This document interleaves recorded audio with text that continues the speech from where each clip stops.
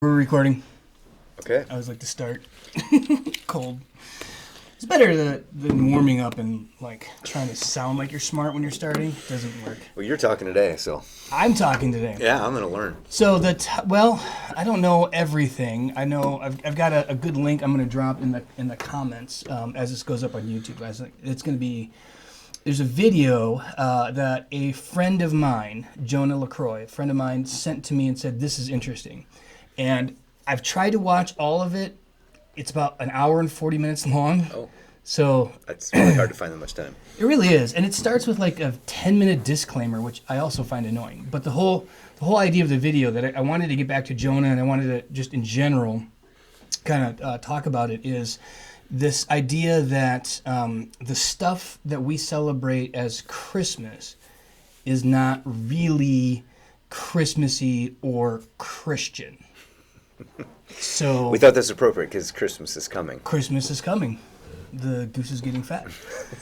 He's to put a penny in the old man's hat. So you see this every year, and you get it from all different sources. There are secular people who are like, it all means that Christmas isn't real because, the Christmas tree is a pagan thing that pagans used to bring into their house, and the whole idea of December 25th is really Pagan. the solstice, and it's pagan, it's nature worshiping, and blah blah blah, all of this stuff about Christmas. And So the gospel must be false. Exactly. That's, So- it's logical that's, if we have some really wrong traditions, then that must totally discredit everything.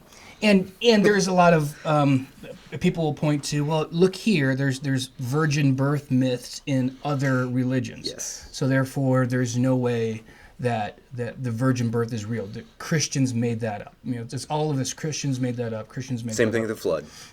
Flood narrative. Oh, we see this in other cultures, so it must not be unique. Epic of Gilgamesh. So Yes. so therefore the Israelites stole that from the Egyptians is where that came from. So, Appropriating cultures, yeah, well, yes. which is And- really what we're doing here. Frankly, that's been the narrative of cultures forever. Yes. When you look at there's all sorts of African traditions that were essentially taken. So there's a movement out there, and I can't remember the name of it. And maybe I'll throw up another link to a video that I've seen where there was this debate between these two African Americans, one a rock star scholar Christian, and the other from this religion that I had not heard of, but it's some sort of tribal thing in Africa. Okay. And the one guy was saying that black people in America need to go back to their religious ancestral roots and give up Christianity, because Christianity has just essentially appropriated and destroyed all of their culture and their history. So this isn't new. This whole conversation isn't new. I think it's probably important to say that there is a lot of reality and truth to what people are saying. Like, yes, Christmas trees predate Christians, and this idea of bringing not Christmas trees, but the idea of bringing a tree. Something green. Yeah. In the middle of the winter An to remind you evergreen. there's a hope Yeah. of spring. Specifically, bringing in an evergreen tree, putting it in your house, and decorating it. That was happening before there were Christians. And it was That's happening. ancient. Super ancient. And the idea of the birthing of a deity on like December 25th ish also predates Christians. Darkest day of the year. Yes. Had meaning way before Christianity. And like this idea that now the light is coming in because We're on our way back. We're on our way back. The world didn't kill us again. This is great. Winter failed its epic challenge to kill all people one more time. So all of that is true. Now the question is, why is it something that Christians have started celebrating? And why is it that there is this Red suit guy. red suit guy? All of this stuff. What I And the Hallmark Channel. yeah. I mean, I'm just going down a really dark path right now. So the question, and I've seen this out there too, and there is some truth to it, that there was some legality issues. Now, I've heard people debate whether it was illegal to have a Christmas tree in America at one point, like in the 1800s. Really? Yes. Okay. And there is some. I have Sounds seen some ridiculous. documentation that I haven't gone the next step and looked into the documentation. It's in the video though. Okay. The guy in the video talks about it, and he seems to assert that in like maybe Massachusetts, which was mostly this one Christian denomination at the time. Puritans primarily. Puritans. Yeah, this is kind of before America was America. I think. Hyper legalism. Yeah, and they had said it was not allowed, and in most churches, whether it's a matter of civil law, most churches were like, we do not put trees, Christmas trees, in our houses. That's something that pagans do. So there is some truth to that. Yeah. We have a Christmas tree in our sanctuary. So Things have changed. Yeah, things have changed. Are we? And almost every church I know, LCMS or whatever, puts a tree. Now there are some. We have members who have kids who are in a very conservative, I'd call it fundamental, Christian church, and they don't do anything Christmas. They don't do trees. They don't do presents. They don't do any of the stuff that we're talking about that actually has its roots in. So they celebrate Jesus' birthday probably in the spring or the summer because that's when it happened. I'm sure they do something very special in June. They don't do any, because they're the ones who would go back and look at the Bible and say, nowhere in the Bible does it say celebrate Jesus' birthday. That's right. And they're correct. Yeah. It doesn't say Lots that. of things not in the Bible. Right. And so that's kind of where we land on this is how much like of the, if it's not in the Bible, it's not in the Bible, we don't do it. Because there's no internet. Here we are back to adiaphora. Yeah. Some of it's adiaphora. Hello. And if you don't know what adiaphora is, for those listening along, adiaphora is neither commanded nor forbidden. So In Scripture. Yeah, in scriptures. So, is it adiaphora to wear shoes? Yeah, I mean, the Bible doesn't say thou shalt wear shoes. They must be closeth-toed. The Old English, that's great. The original translation. the King James, which is another whole topic we should have at some point. Hey, when I'm getting closer to knowing Greek better, Yeah. we'll go down that path. And How's that? yeah. Well, let's not let's go not go that there. because I have got beef with people on that. Anyways, yeah, neither commanded nor forbidden to celebrate Jesus' birthday in the Bible. Is it a good thing? I mean, celebrating birthdays in general is not in the Bible. I mean, there's Jehovah's Witnesses don't do that, right?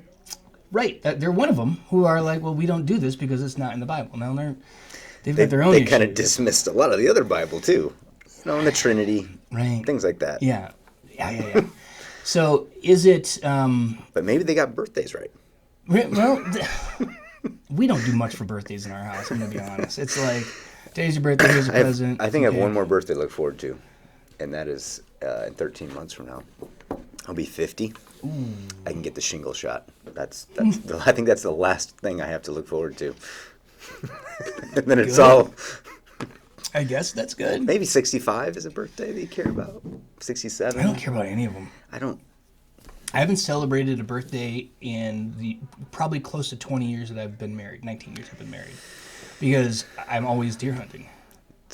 That's your gift. Yes, it is my gift. It's your And gift to Iowa and clearing the roads too. It's of my deer. gift to just be not home. And no offense to my wife and kids, but that's the one where I go up north to Minnesota, Oh, that's the one. and I just get to be away in the woods drinking. So you do beer. celebrate your birthday. I do, but You there's do. nothing birthday about it. No There's cakes. no cake. There's no can. There has been a cake before. My dad brought me a cake once. Sometimes I get a card from him too. But anyways, Jesus' birthday is well, it's awesome. well, it's a really important thing. I mean, It's it's miraculous. if we were, so if we're being really technical about it, we would be celebrating Christ Mass, meaning the Mass of Christ. And if we were being really specific, the Christ Mass would always have communion, because it's not technically Mass without communion. It was where like Lutherans still kind of hold on a little bit to the wording of and we have a lot of connection with the Roman Catholic Church, which the Reformation sought to reform and keep a lot of that stuff. So I see that too. Like my super dorky conservative friends will online post. What about the "Well, not dorky ones? No, they're all dorks. No, they are. This is what you said out loud. They're all of. If you are so caught up in, If they're your friends, they completely understand that. yeah, no, they really, yeah, and they're fine. Because that's what you are. Yeah. You're just going to call them a name, right? And it's what they are. They're dorks. If you are so caught up that we can't call it Christmas if you don't have communion because it's not Christ Mass. Like we have Christ Mass Eve service without communion, then it's not Christ Mass Eve. It's something else. Jesus' birthday. Yeah, and it's just okay to celebrate birthdays. There is nothing evil or wrong. It's, again, on the one hand, you can call it adiaphora, but I actually move the next step and say what we ought to be doing is what Christians have kind of always done. And, yeah, today we would call it cultural appropriation. But that's... I just want to make sure we're recording. Yeah, we are. Have to start all over. But it's the way we've always talked about it in church is we take certain things from the culture, you baptize it, meaning now you're consecrating it, setting it like aside. an organ. Like an organ. There is no organ in the Bible. But we used it. The liturgy itself many years. is not in the Bible. Now, there No, will be not- some dorks out there. Not all adiaphora is created equal, is what Charles Aaron would teach us in seminary. Not all adiaphora is created equal. Right. So, Oh, yeah. so what we're talking about is celebrating Jesus' birthday is way different than wearing shoes.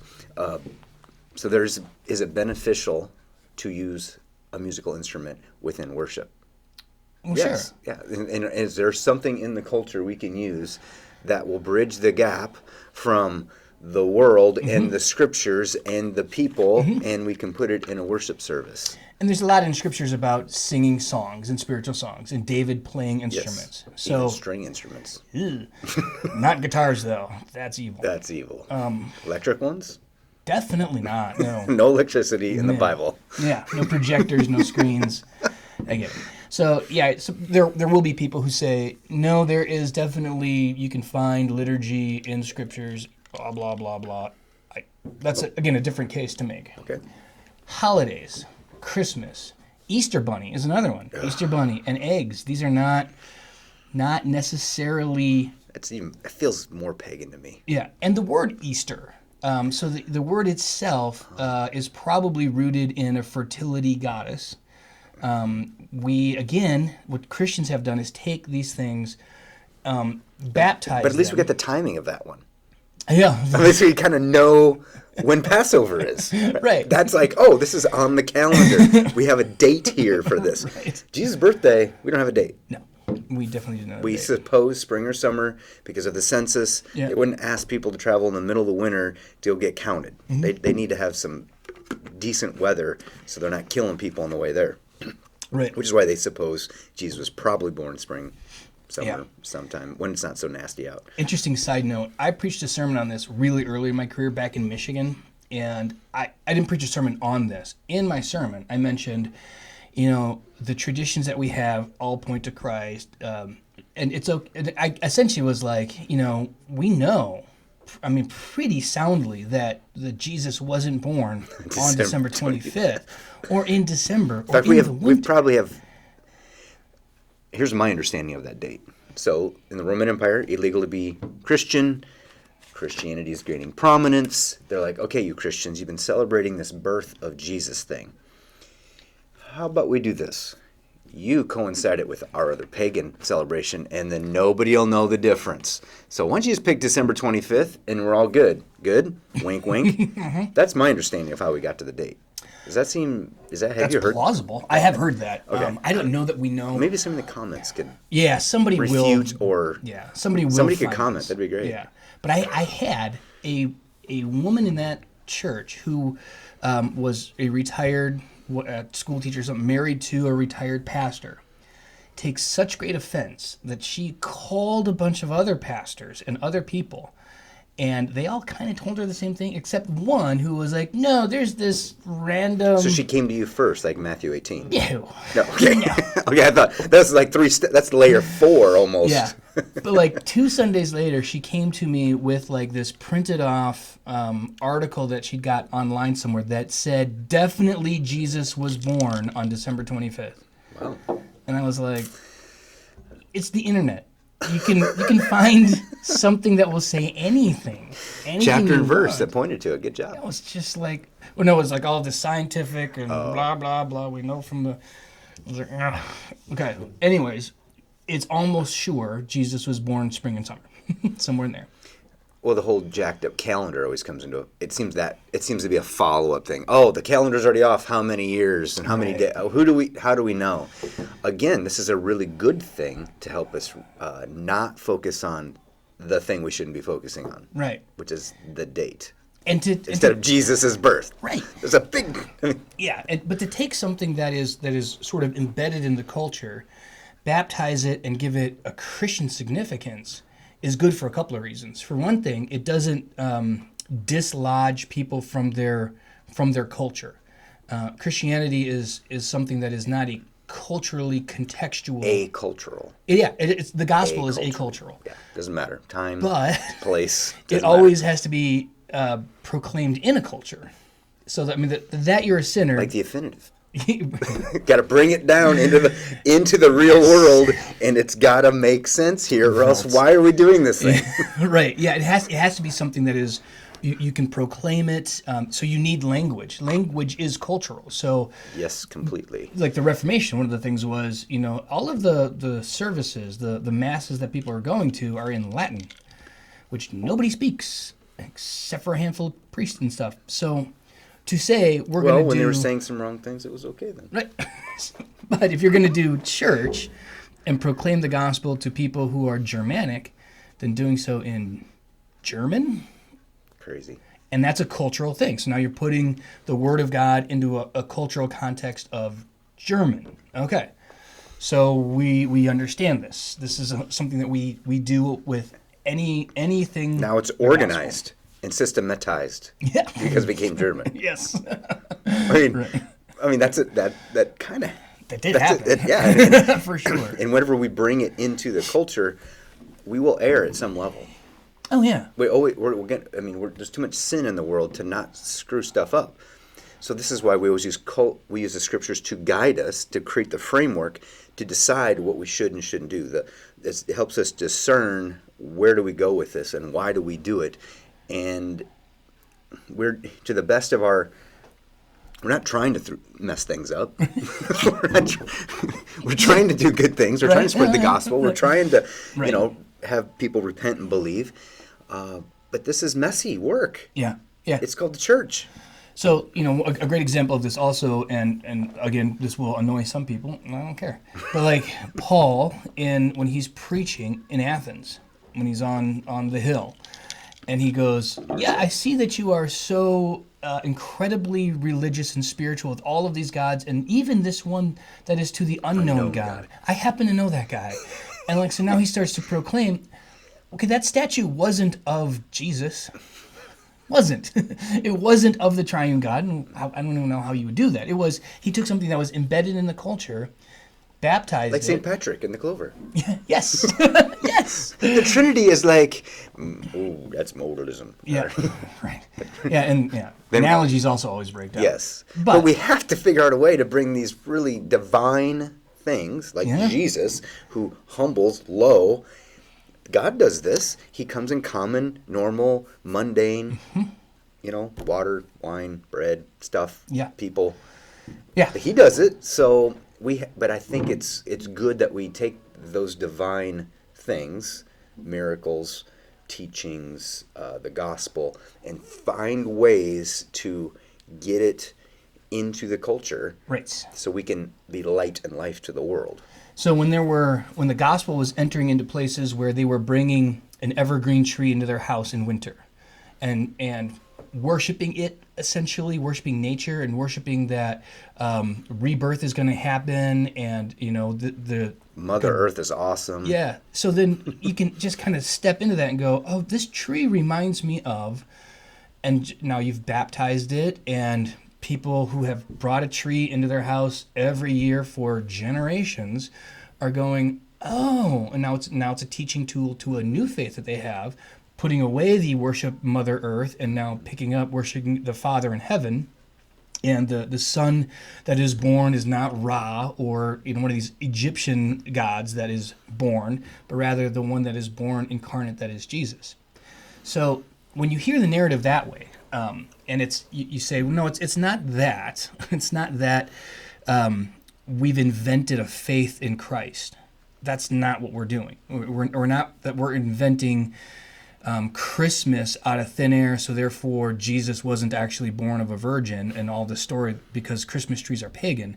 So we've taken some of these cultural traditions and baptized them, and like the giving the gifts thing. That was all. That was also tied into winter solstice, tree in the house. We go, this reminds us of the wise men who gave gifts. So you take We've that. done it with our kids: gold, frankincense, and myrrh gifts. That's what we did for years. They got 3 things. Oh. And so But one, like not really so gold, like, frankincense. Like, so the gold gift was tiny like little bit of the gold. one good, like the thing. One good one. They're really good. The other ones suck. But then the other ones was something with clothing and then something spiritual. Gold, Yeah, yeah. frankincense, and myrrh. That's what. So that was a tradition of how we tied in, giving gifts with the biblical narrative Yes. and some of the meanings behind that. So that's So I think Christian families do this all the time. Yeah, we should be doing it all the time, and it's there. So another one would be Halloween. So you've got the roots of scary ghosts and jumping out, like, and trick or treating is all satanic, The Druids. right? Except like what the church did was take that and go, we're going to take that out of the culture. It's essentially you unweaponize it. And you go, all right, we're really Disarming. you disarm this whole scary thing with the ghouls and goblins because of the druids and all this stuff, and you go, we just remember people who died this year. So that's All Saints Day, and in order to really drive home how not scared we are of satanic ghouls and goblins and all of that, we're gonna dress our kids up, and they're gonna walk around. You're gonna give them candy, because that could not be more polar opposite from gonna steal your soul to please give me candy.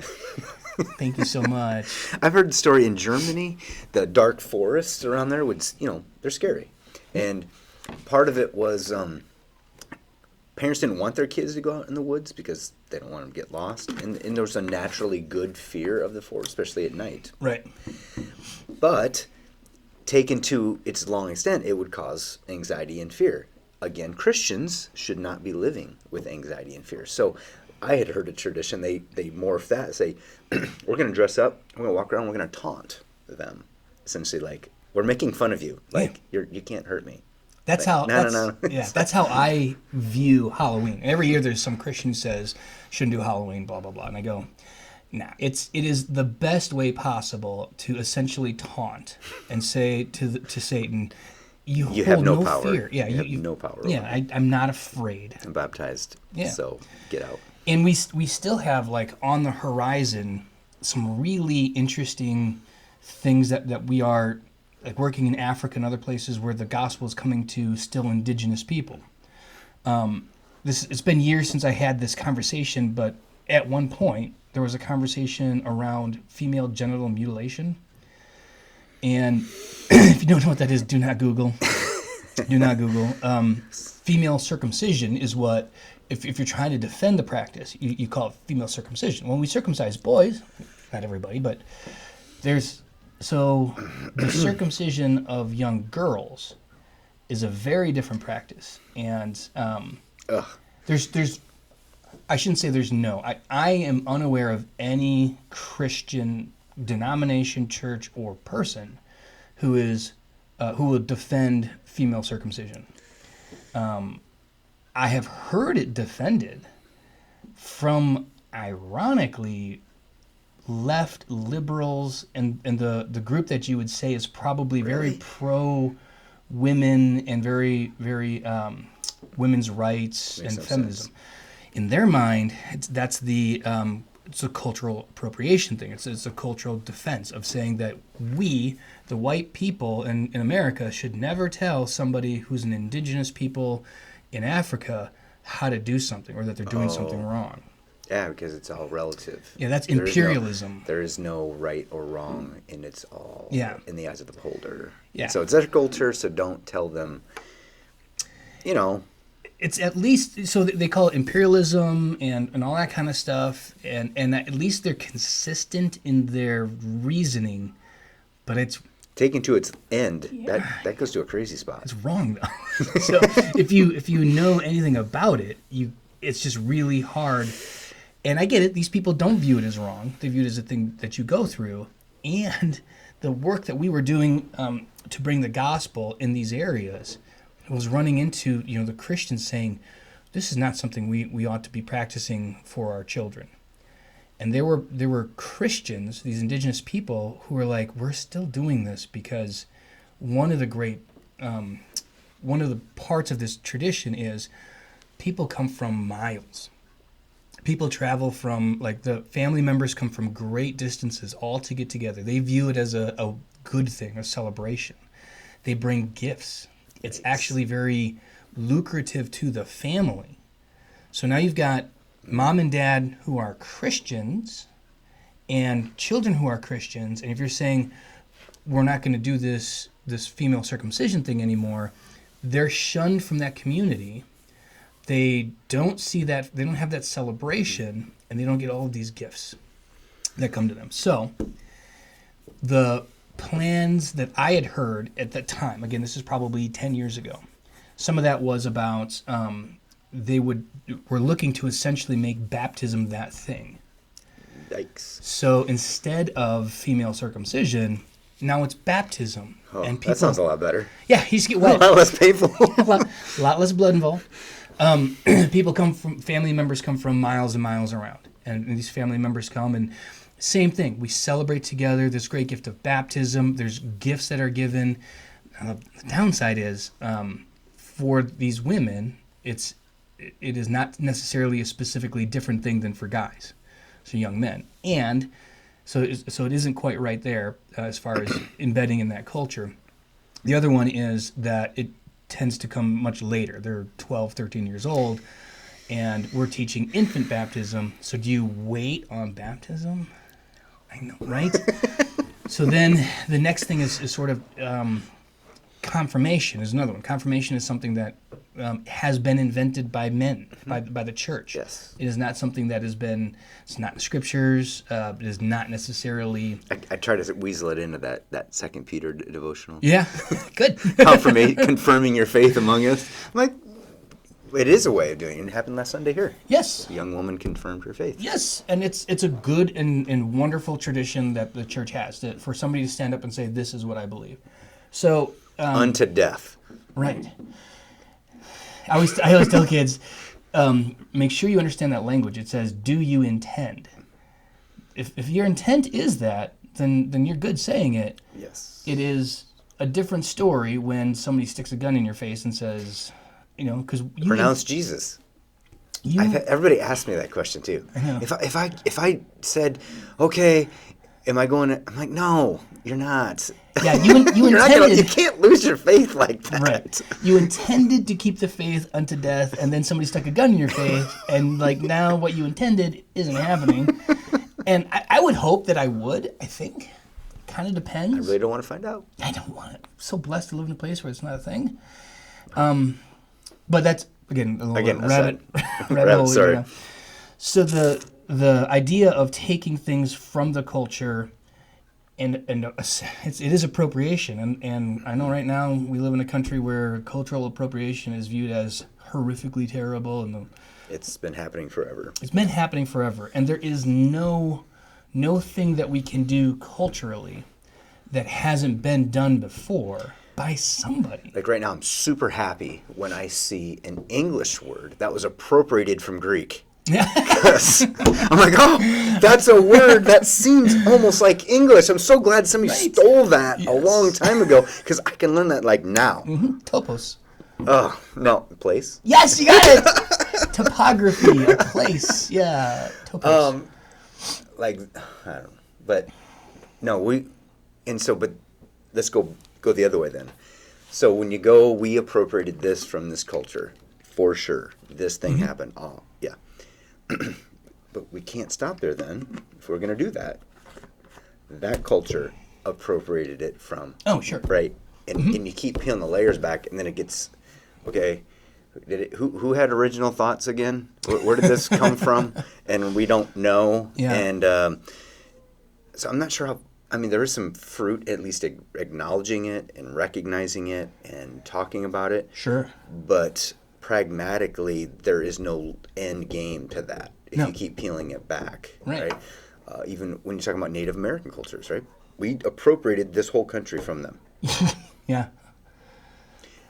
They were doing it to each other for hundreds of years Yeah. before that too. So do we? Okay, if we'd said, okay, now this is yours. Now do you give it back to them? Do you give it back to them? Do you give it back to them? Do you give it back to them? It's a good thing to recognize, be aware of, and know there's consequences to it. But pragmatically, I'm not sure how do you undo that? And imperialism, so I've always thought there's just sort of a time that we've finally gotten to it where it's just a different planet after the Industrial Revolution and after the technology and information Globalism. revolution. Yeah, it's different now. My So- kids are bartering with children in India right now over items to purchase in online games. I'm like, okay, that's pretty global trade in my house right And now. there's no way an empire like Britain could anymore land boats on a continent and say this is now ours. Like that can't happen. It's funny that that is what happened. Yeah, this is now. We ours. claim this is ours. Any arguments? Guess not. You did? Argument? Okay. Here's a blanket. Yeah, it didn't. You wouldn't do that today. Although, like Russia, Crimea, that's an interesting one too, where they actually were making the claim that this was ours before. We're just taking it. This back. never happens in Jerusalem, right? Right. And so we are. I was here first. No, I was here first. No, I was here first. No, I was here first. It's just a different age. But sort of back to this idea of should we do Easter Bunny? I want to say absolutely. Do Easter Bunny. Should we do Santa Claus? Absolutely do Santa Claus. In my family, what we've always done is said essentially we don't push Santa as real like ever. Maybe we should put a disclaimer on the front of this. I don't think any kids are gonna watch this. Nobody's watching. Oh, that's fine. So we don't push those things as real until our kids know what real is. Like, when you say, is that cartoon character, is SpongeBob real? They go, yeah. Look, he's right there on TV. How do you mean he's not real? There he is, real. Like, no, is he real? Is there somebody called SpongeBob? Developmentally appropriate. Yeah. My kids would swear up and down that SpongeBob is real because he's right there on TV. Like, but he's like in real life. Could you see him? Well, yeah. Like he's on TV. Go to Nickelodeon University's there. Right, he's absolutely there. He is. Like, well, that's just a person. So they don't know what SpongeBob is real or not real. They don't understand real for Santa and Easter Bunny. So we don't focus it. We just kind of say, yep, this is a thing. Santa. We don't push the naughty or nice thing. We don't do any of that kind of stuff. But my kids usually know that Santa's not real before they're 7. I saw an 11-year-old on TV last night. Okay. And I'm feeling so bad. I was feeling bad for him because I'm like, in like 1 year, he's going to look back and go, oh my God, I was on TV talking about this. Yeah. I'm like, And a lot of I was friends- feeling awkward just even watching it. I was like, oh, this is uncomfortable. Uncomfy. How many of his friends are like, But there are some families who don't go down that path, and I can respect that as well. yeah. I can respect that. It's adiaphora. I have a good friend of mine, James, Angry James. He does 0 presents for birthdays or Christmas. They do almost nothing for. But he does it throughout the year. Yes. His thing is, so one day somebody said, well, my dad gives me presents for my birthday. And his son goes, my dad gives me presents because he loves me. Like, not Crazy because talk. it didn't die this year. Like, he just, because he loves me. So it is, And what's fun, I could see in hundreds of years from now, things will be different. oh, yeah. They're going to be different. And they'll Oh, look yeah. back at this time and go, "Pfft." Right. And things, so there's other stuff like mistletoe. That there is I mistletoe. like that idea with my wife. Yeah, right. I should hang some up. What am I thinking? But there is so that has its roots also in sort of fertility stuff with somebody somewhere before Christians. And Seems reasonable. yeah, so we would say, we could appropriate that and say that we give the kiss of peace, blah blah blah, whatever. Creeper. But in general, like you're not going to find mistletoe in a church. So there's some stuff that we just don't have to appropriate. And Yeah. or like in our culture right now, sex sells. So if you're going to sell a car, you put a beautiful woman next to it. If you're going to sell beer, beautiful woman. If you're going to sell a house, beautiful woman. If you're going to So what are you saying, Luke? we're not we're not hiring models to be like in advertisements and commercials for our church. Like we can go ahead and not appropriate that. So there's some stuff you don't appropriate out of the culture, and there you just use scripture to guide yourself and say, okay, is this going to get in the way? Well, yeah, lust and sexuality. Yeah, there's some stuff in the Bible about that. Yeah, absolutely. So it informs us, gives us the framework, the filter. Right. Is the Easter Bunny going to show up at service? So I would not. I would not personally either. Don't want to confuse. It's a lot. This is the same discussion when we talk about confusing the office of public ministry. Wait, let's just make sure we don't confuse it. So let's just be not done with that. And yeah, I wouldn't do an Easter Bunny in church. I wouldn't be opposed to like outside the church Easter egg hunt. There's a bunny you can wave and get a picture with. But would I do Santa Claus in church? I would if it was a reenactment of him punching Arius in the face. That is one of my favorites. That is awesome. I love St. Nicholas. That's what I tell everybody. I love St. Nicholas. Right. That dude, Arius needed to be punched, and he did it. Yeah. And he was willing to lose being a bishop of Constantinople. And then they finally realized St. Nicholas was right. Give him his office back. That guy did deserve to be punched in the face. So Google that one, anybody. Yeah. St. Nicholas punching. So I'm with that. I'm with like St. Nicholas is different from Santa Claus. Yes. But I don't know how But how confusing is that for, That's the thing. I mean, I don't know how you can do that in a church and not like ruin a bunch of like kids are like, I thought Santa was real. That's my kids. I'm Yeah. the dream killer, as they call me. I'm the fun hater. And thankfully, I have a family who's much nicer than me. Yeah. So they will be driving around and and I make these snide comments.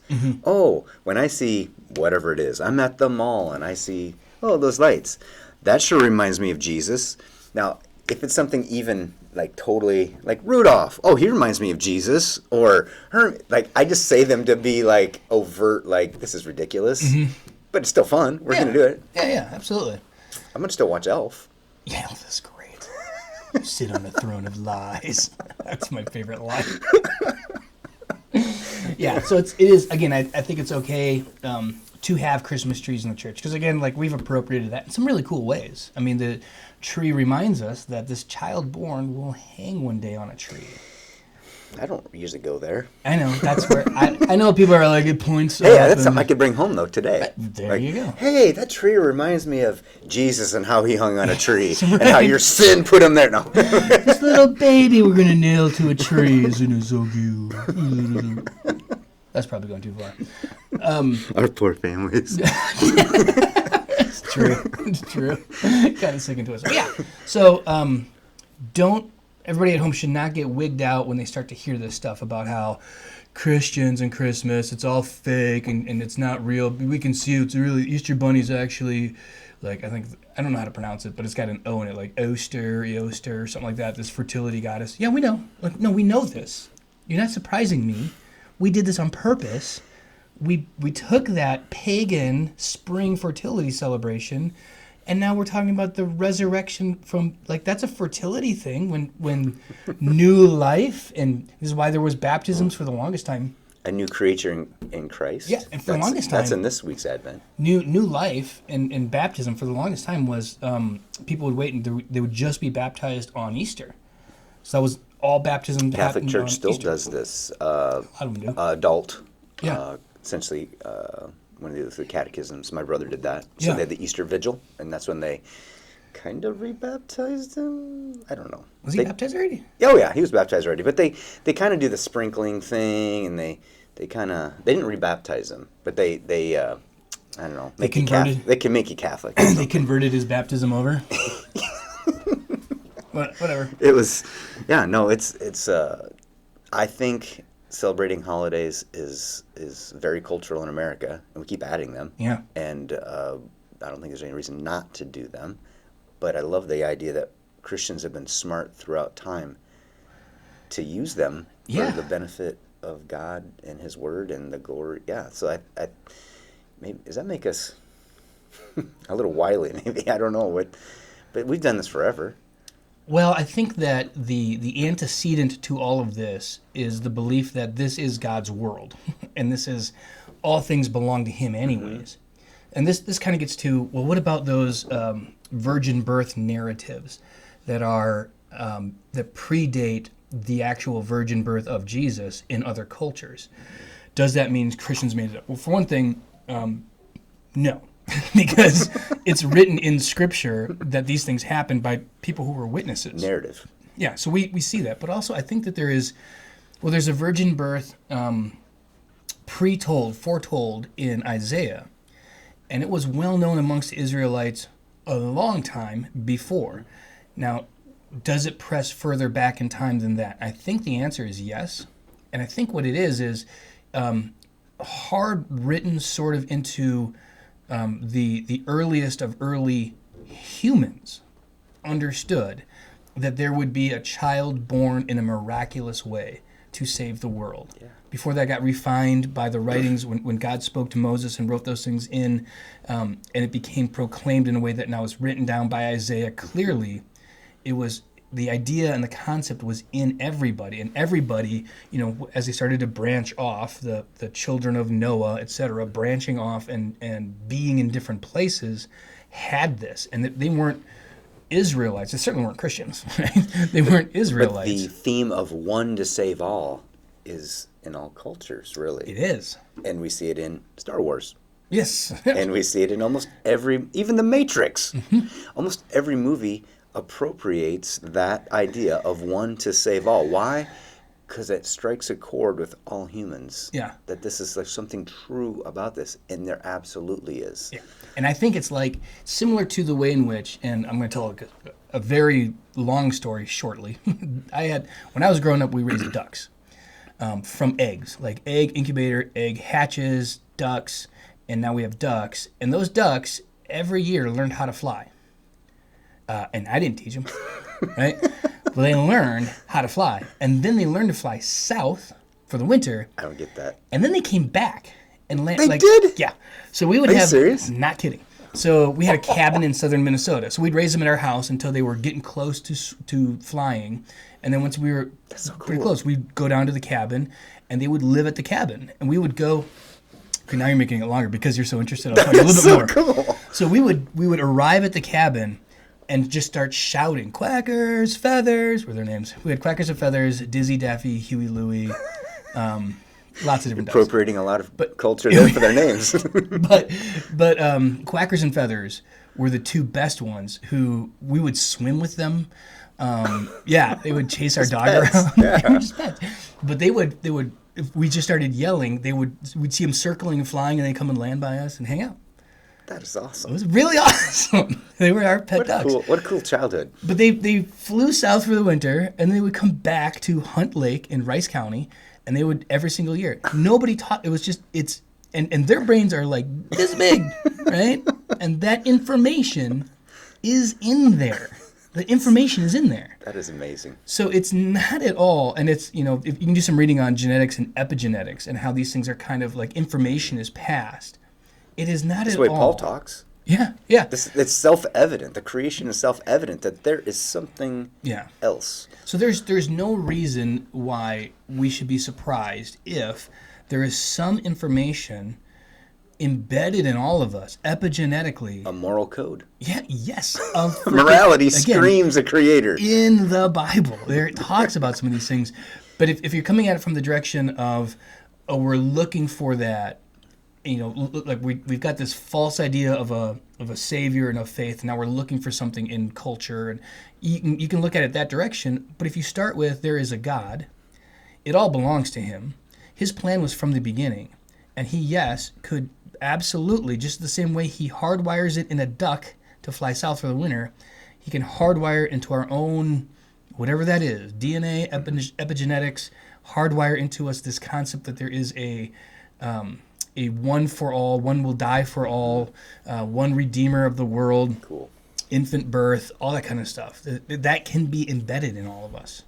Get it? So it's starting from there. I have zero war. Anytime somebody goes, there's this Egyptian virgin birth narrative that predates Christianity by like 4,000 years. I go, yeah, and it predates them too, all the way back to Yeah. Adam and Eve. it's kind of where it started. Yeah. So No, I think that's awesome. Well, it's great that we have a Christian worldview and framework. It makes sense, yeah, which is what a worldview should do.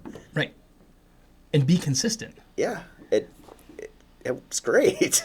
Every time like there's a discovery over something and it's like this is disproving Christianity, I just kind of giggle and go, no, I mean you're just adding a brick to why the strong foundation of why I believe in this. And one of my favorites is, and I think I've talked about this, I'm not sure on here, but I've talked about it before, is evolutionary biology, where they say, well, we can see that evolution has designed people to behave like this. And I go, if you just remove evolution and put God in there, we agree. Like we are designed, like you just think it's designed from evolution. I love that we're getting to this place where we're talking about design as if it were intelligent. Stephen Meyer, do you watch any of his stuff? I have not, no. Yeah. That should be a future podcast. Right. For sure. So yeah, I laugh and go, no, we believe it. We both believe there's intelligent design behind creation in humans. You just think Data, it's and it came from somebody. random and things fell into a design, like they always do. Like Santa Claus. Yeah, There. And Christmas trees. Yeah. absolutely. All right. Well, this is good. Thanks for teaching me a little bit about Christmas. Sure. And like I said, I'll have that link out there. I just emailed it to myself, so I'll put it in the notes. If you've got an hour and 40 minutes to kill, the guy does a good job. He's very thorough. He does a good job. So, Well, I got Christmas coming up. and there you go. All right. See you guys later.